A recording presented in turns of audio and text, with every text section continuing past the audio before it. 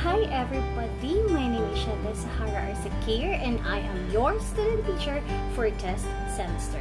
So for today, we are going to discuss about the vehicles of sealant and adhesives. So first is we need to know what is a sealant. What is a sealant? So a sealant are sometimes called mastics. So these sealants are used for waterproofing, such as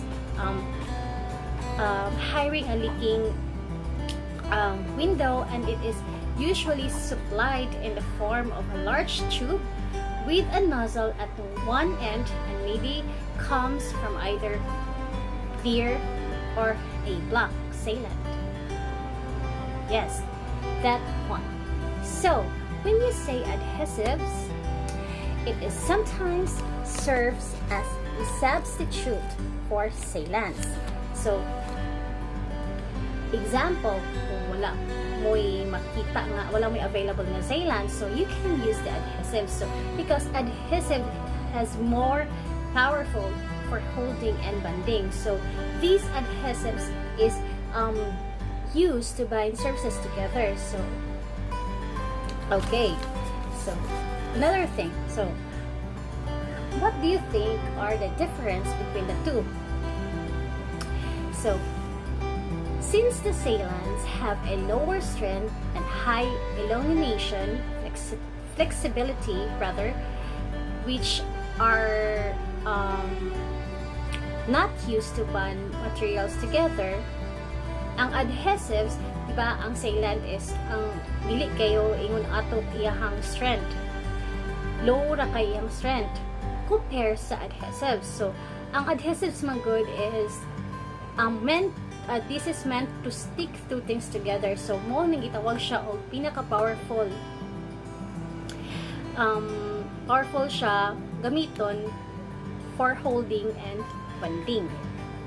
Okay, next. So here, clear sealants. So a clear sealants are used for waterproofing. So as you can see in the screen below, that is an example of a clear sealant. So that is a Permatex Clear RTV silicone adhesive sealant, and this is good for this is used for a general purpose. So these Permatex Clear RTV silicone sealants, a silicone adhesive sealant, protects and repairs electrical wiring and may be applied to horizontal or vertical surfaces. So this sealant also resists oil, the water, the weather, the vibration, and the grease. So another thing. So black sealants. So black sealants are used between the seal and the body work of your vehicle.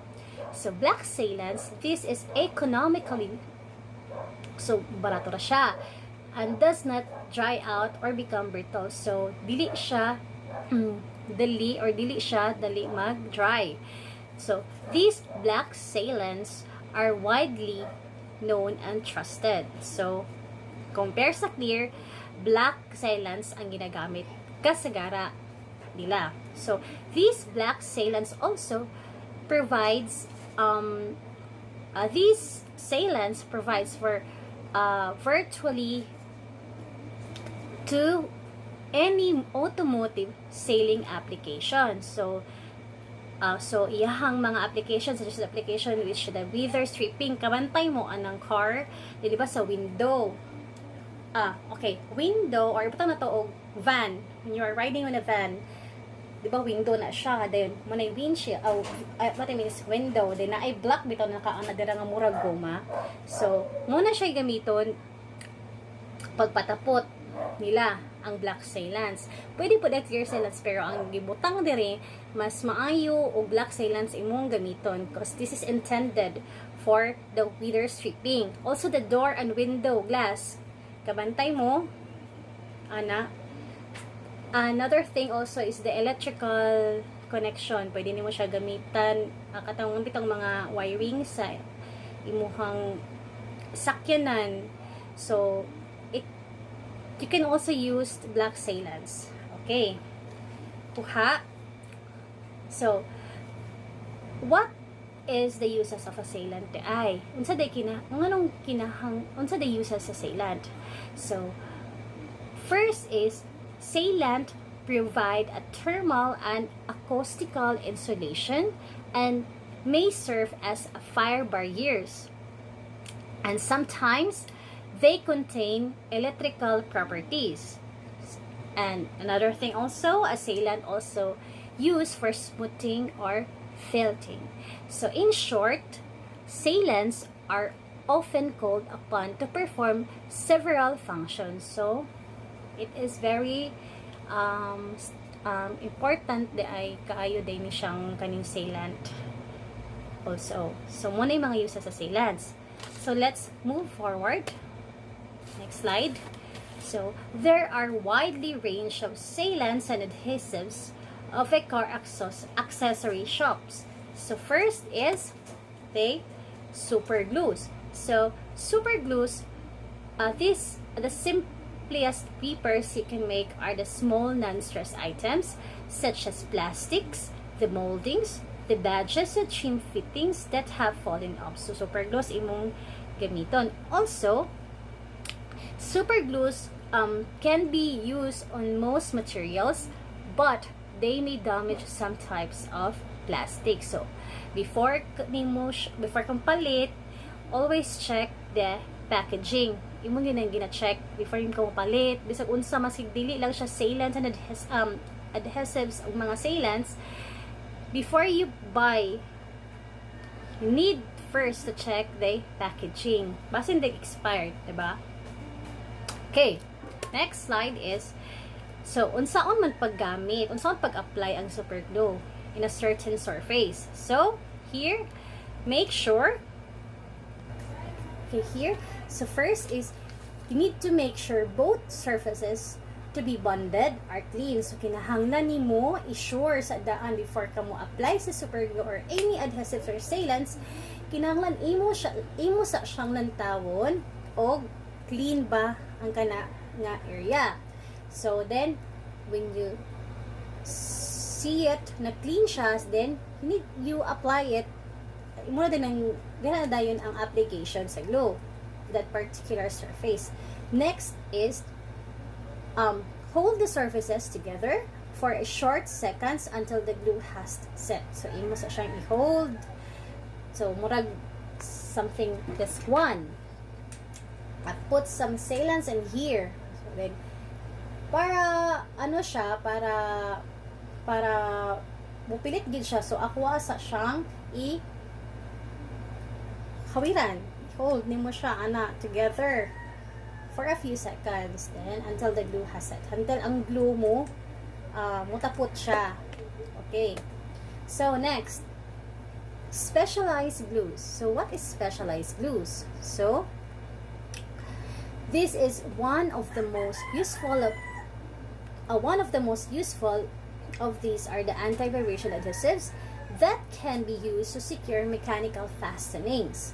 So there are safety tips. Make sure you read any warnings on the packaging of the glues or the sealants, or otherwise it may damage the component you are working on. Oh, another safety tips. So there are many products that might be used, but only in a well-ventilated area. Don't ignore this warning because the fumes they give off are often enough to make you pass out. So panalitan na ay mga warnings na nakabutang dadto, dili nimo na siya kinahanglan i-ignore. Don't ignore it. Okay? Kay kanang para likay ta sa damage or something na makapaharm sa atua. So next another safety tips also is some types of adhesive can cause considerable irritation. So if they come into a contact with you, so penalitan. Di ba ang ubang adhesive kay kanang maka-cause of irritation, something ana. So kung ano siya sa imong skin, tas imong skin is very sensitive, unsay mahitabo, so murag na ay it's either mapasok baka or mambula-bula imuhang kuan, so magka-allergy ka. So kung ingon anak man gani, you should wear a gloves when handling them. So kinahanglan ka mag-wear of gloves. So another safety tips: if an adhesive does not come into contact with your skin, you can usually wash it off with soap and water. So panalitan, wala nimo gidahom nga makuan ang kani adhesive sa imong skin, mo tapot or something na nagkataputan ka og adhesives. So imuhang buhaton is hunaw kag dali-dali magamit siya kag sabon, di ba? Para malimpyo siya. So ingana.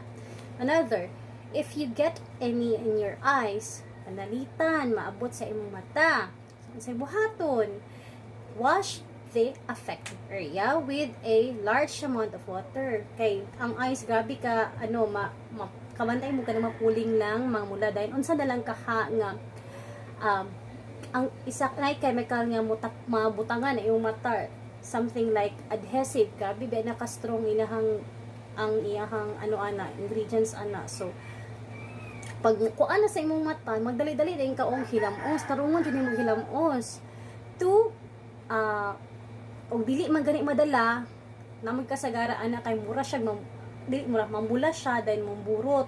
So ang uban pud na kay kanang sakit na ka ilang mata, so kinahanglan og nakabati kag mga ingon ana, you need to seek a medical advice straight away. Okay? So next, how you are going to apply the glue. First is you need to remove the fastening and clean thoroughly to remove all the traces of dirt or grease. Okay?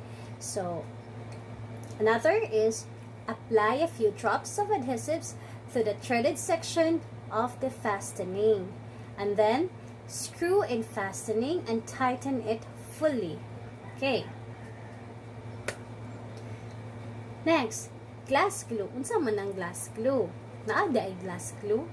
Kaning glass glue, this is intended only for kanabitang application sa kanabitang mga samin. Butangan man gud na siya og glue. So naa siya. Kaning glass glue is intended only for glass. Ana, mga ingon ana. Glass or glass to glass. Just like that. Okay. So, here,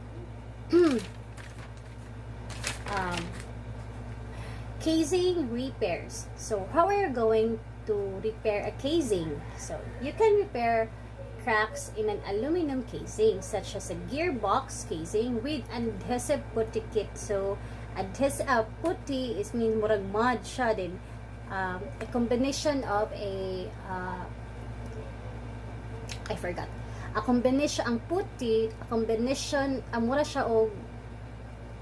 mura siya epoxy ba ana nga naa siya resins, naa siya duha na siya kabuok na imo siyang isagol ana.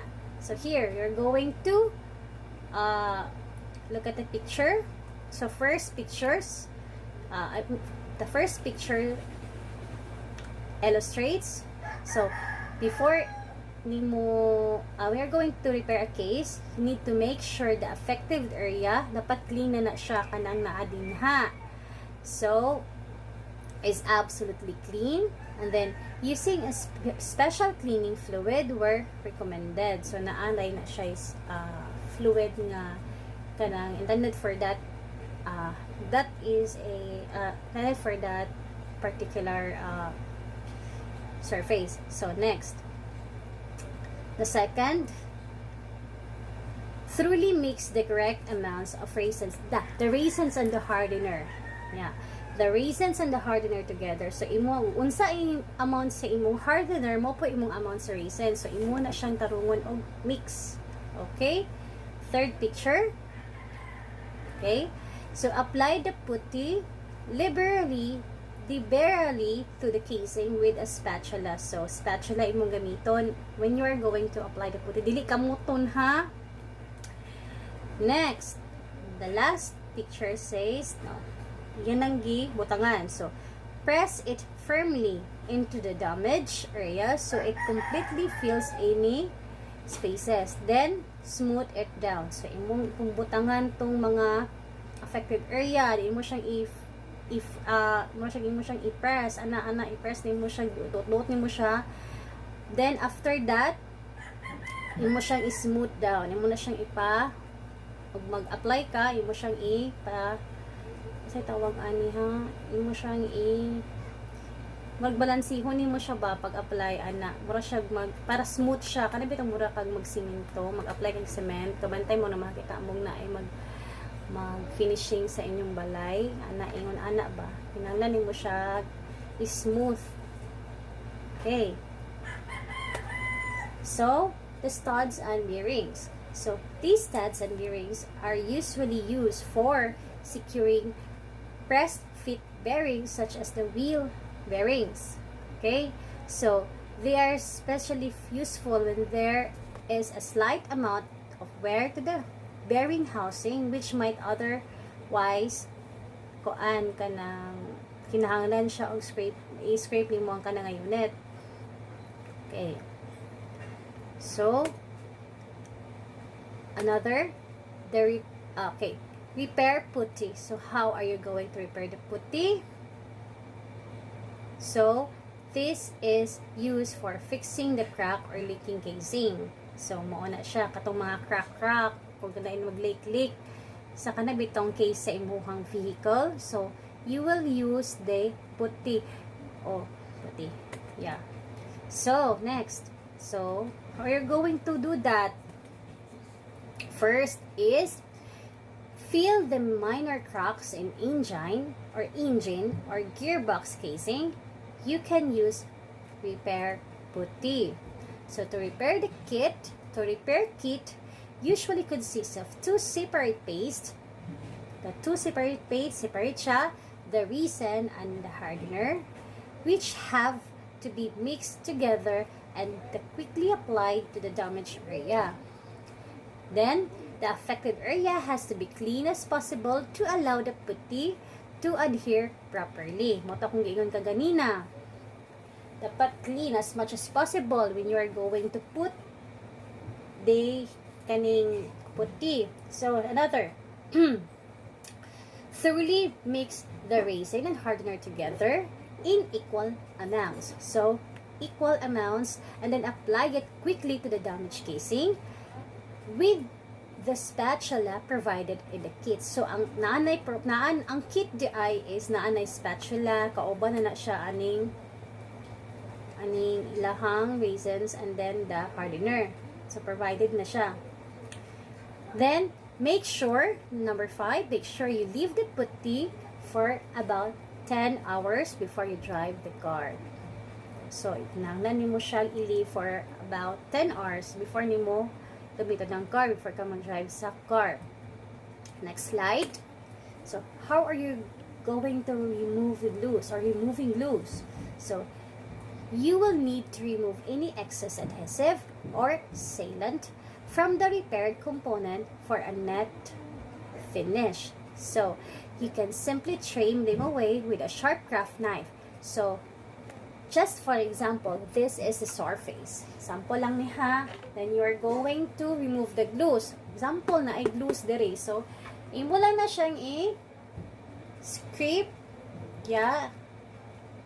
Gamit ka og kaning katong knife nga wala mang nungko ka. Okay. Knife. Example. Another example. Ane. Okay. So, imo siyang iyanak lang nimo siya. Third is always check when you buy if any special cleaning fluid is needed to remove a particular type of adhesive or sealants. So then structural adhesives. So an adhesive which hardens. So this is structural adhesive. So ang structural adhesive ay is an adhesive, tawag siya adhesive, which hardens, so kahit siya, or cures into a material which is capable of holding two or more substrates together. So bearing the forces involved for the lifetime of the product. So this structural adhesive is often termed as the load-bearing adhesives. Next, the methacrylate. So, the methacrylate is among the most widely used adhesives in the automotive industry. So, this is used to bond thermoform plastics parts for sleeper cabs, such as beds and cabinets. Okay. Another is the cyanoacrylates. So, these are the solvent-free, one-component, room temperature curing adhesive. So, kaning methacrylate o cyanoacrylate, mga adhesives na sa laha. Next is the acrylics. So, acrylics is available in 1 and 2 component formulation. So, acrylics bond well to many substrates, including the plastics, the glass, ceramics, and stainless steel. Again, epoxy is another kind of adhesives. So, epoxy are primarily composed of epoxy resins and the curing agent. So, these epoxy is most widely used for structural adhesives. So, muna siya ginagamit kasagara. So, we also have the tapes. Kaning tapes, kung ano siya, kato ni siyang sa tawag ani, kato ni siyang murag color green man ata, pero daghan man na siya kain sa tapes kanang ginagamit sa car bitaw. So, tapes or blue painter's tape, another blue painter's tape, another murag kind sa tape sa automobile tape.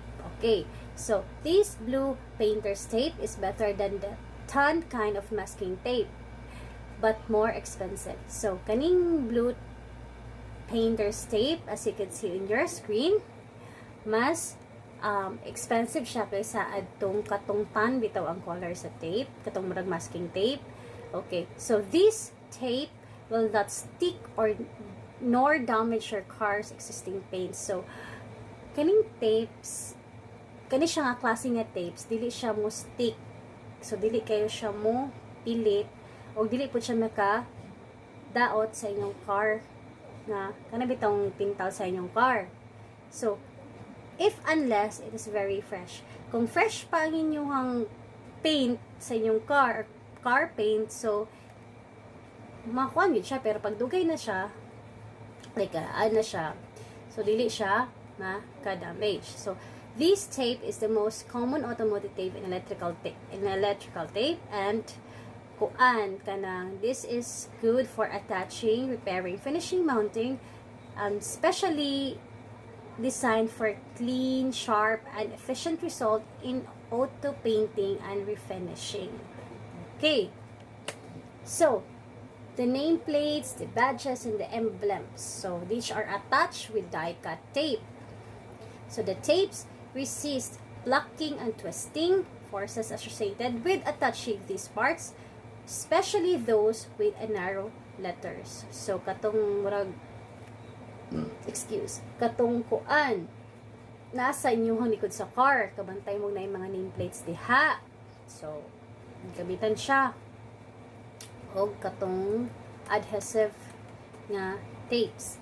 Okay, so the thread lockers. So thread lockers are liquid, one component, isa ka component siya, anaerobic adhesives that cure when exposed to metal ions in the absence of the air. So these thread lockers often used in engine, transmission, suspension, brake, and motor assemblies. So, muna siya.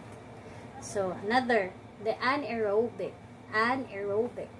So, it contains monomer, and they specifically designed to provide a strong bonding catalyst for hard metals. So, these anaerobic is used to bond electrical components. Okay.